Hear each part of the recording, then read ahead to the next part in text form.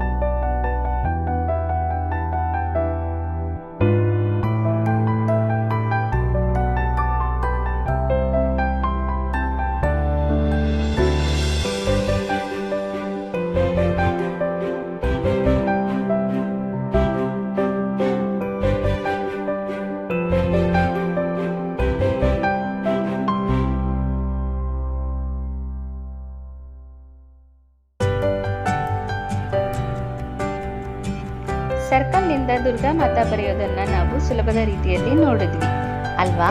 ನಿಮಗೆ ಈ ವಿಡಿಯೋ ಇಷ್ಟ ಆದಲ್ಲಿ ಖಂಡಿತ ಲೈಕ್, ಶೇರ್, ಸಬ್ಸ್ಕ್ರೈಬ್ ಆಗೋದನ್ನು ಮರಿಬೇಡಿ. ಧನ್ಯವಾದಗಳು.